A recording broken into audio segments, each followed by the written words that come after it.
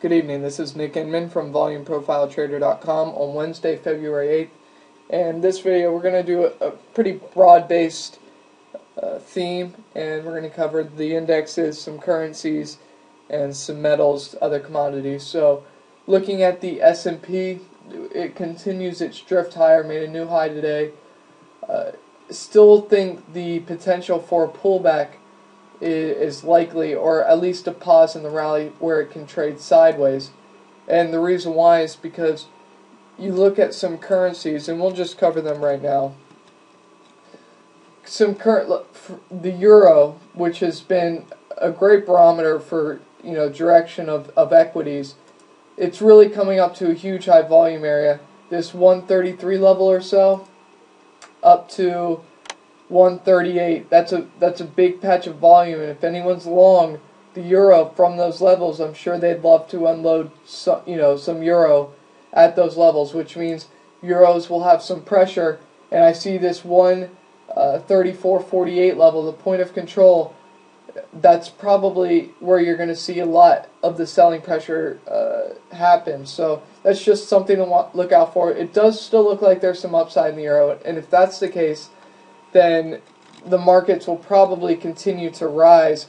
But I think the ceiling is close, at least for the short term, for the equity markets. And the reason why, well, unless if the euro continues to rise to 138, the top of this big patch of volume. And if it gets up there, that will be impressive, and that may mean that there's a lot of upside in all of equity markets. So I think you look at the dollar, and the dollar's telling you a similar story. Maybe we're coming to some type of bottom on the dollar. We're right at the point of control for the last 6 months, which means a likelihood for a bounce at least up to 79.60 or so. Basically the top of this range, you see the top of this high volume, is pretty likely. However, given that we've traded from the highs all the way back down to the bottom of the channel, that shows you maybe there's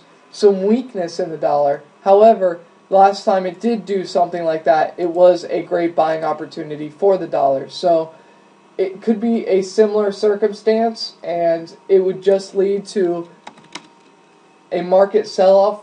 I mean, if you want to be realistic, we could easily see 1,300 again, and it was only the beginning of January when we were trading towards 1,270 or so on the S&P. So anything can happen, and I wouldn't be surprised to see some type of pullback, and that pullback should be bought. So looking at the NASDAQ, continues to work, continues to drift higher, similar to the S&P. If we look at gold, gold's right at its point of control for the last 6 months, and it's probably going to trade in this range for a while. It reminds me a little bit of oil, which is, since it's reached this $100 level, it has traded sideways now for going on 4 months now. And that has some significance. So gold could do something similar, consolidate, and then try to make a push higher or lower. However, 200-day moving average still moving up, so the trend's still bullish.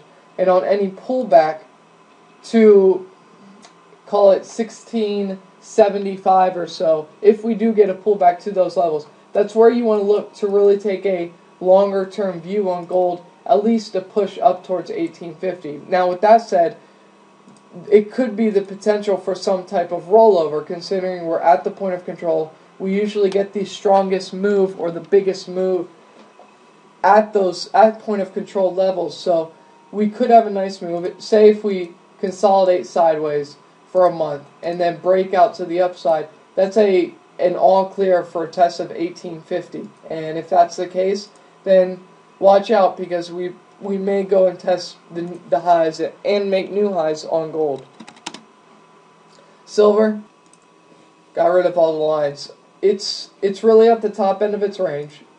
Definitely is. You can see the volume. It clearly cuts off once it gets above 34.75 or so.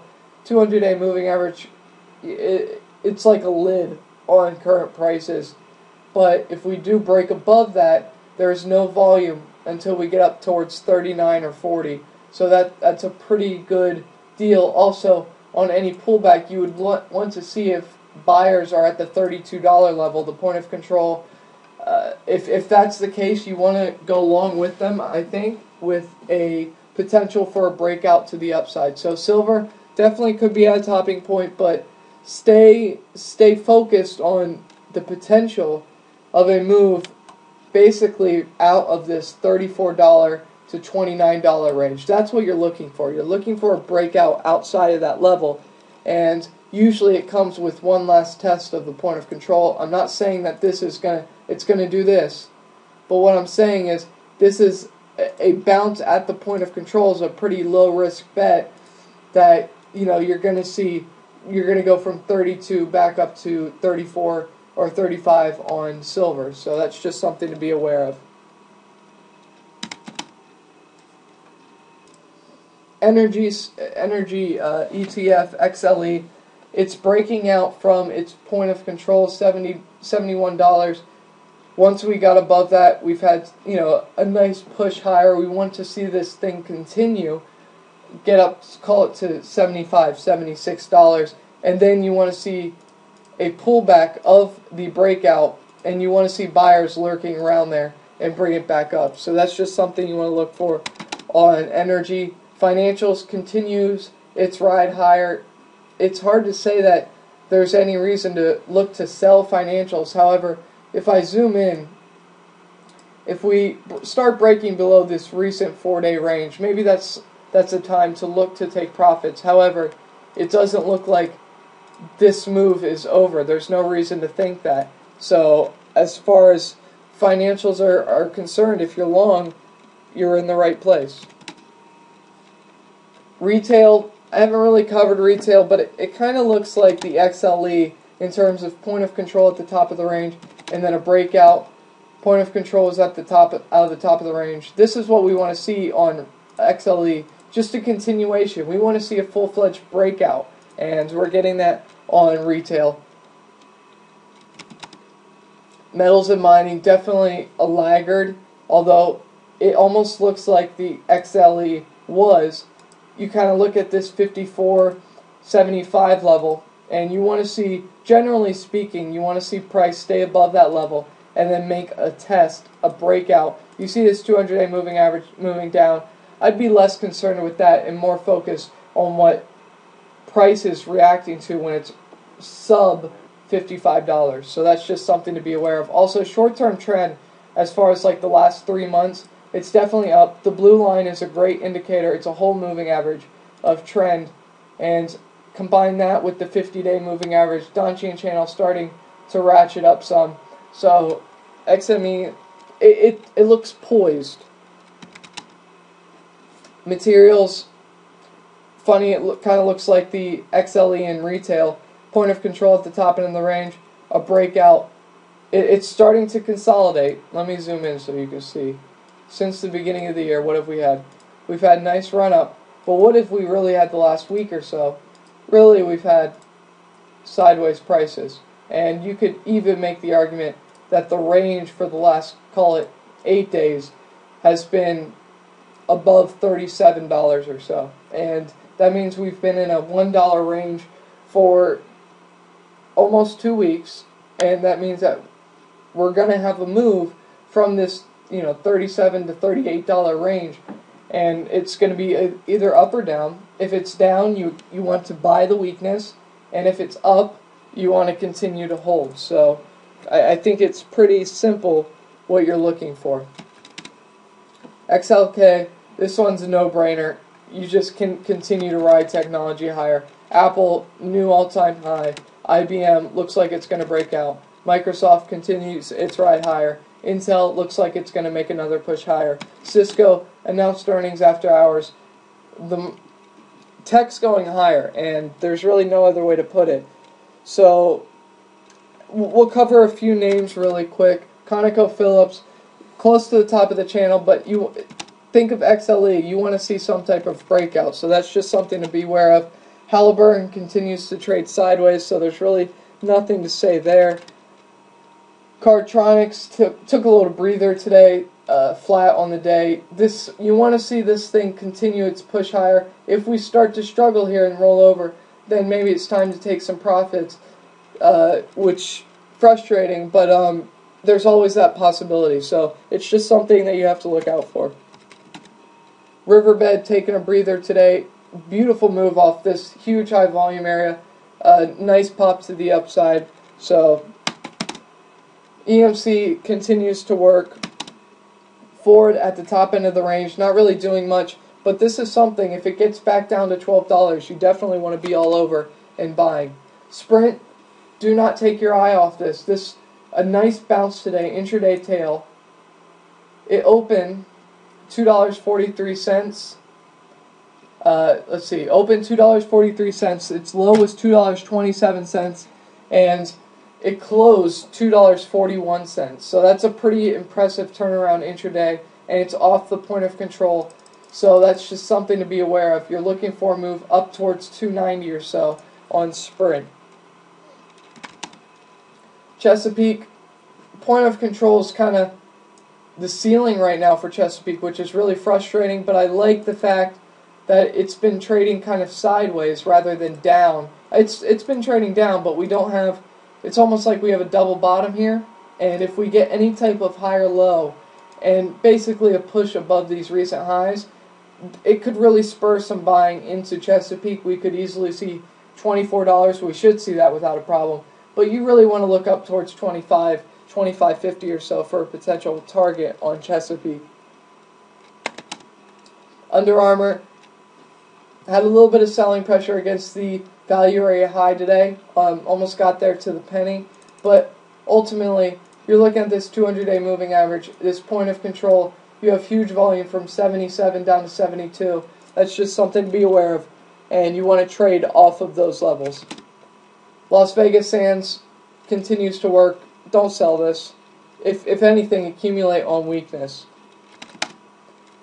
Vernetics, VHC, covered this over the weekend, though the video didn't work, so we covered it the 6th.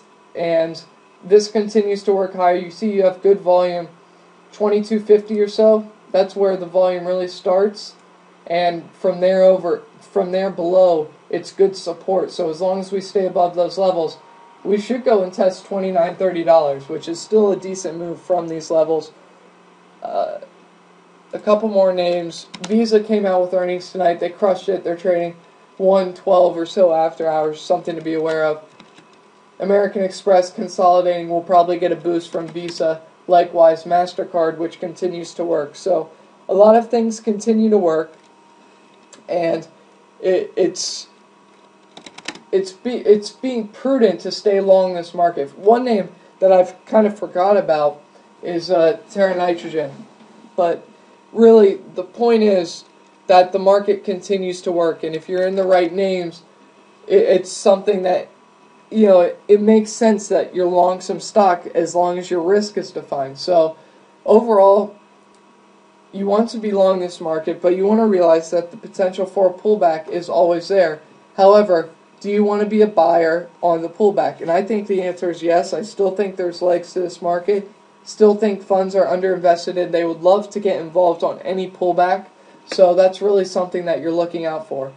One other name that I got involved with today, it rised way too much intraday for me to release a message about it. It would be, people would have to put on too much risk. But Kodiak Oil and Gas got long this today. What I did was a $10 by $12.50 call spread, and it's one of those names where if we stay in this range, basically above $9, call it, this should have no problem to continue higher. However, we could also be forming some type of top. Regardless, we should go test the top end of the range, which is almost another dollar higher from current prices. But what we like to see is point of control at the bottom end of the range.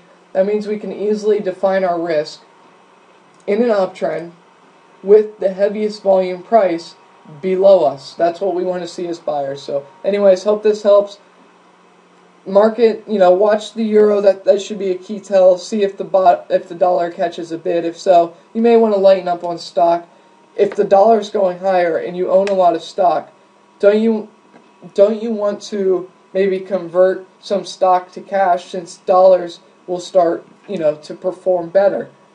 The answer is probably. However, even since 2009, we have seen circumstances where the dollar has worked and the market has worked. So anyways, take care. Have a good night.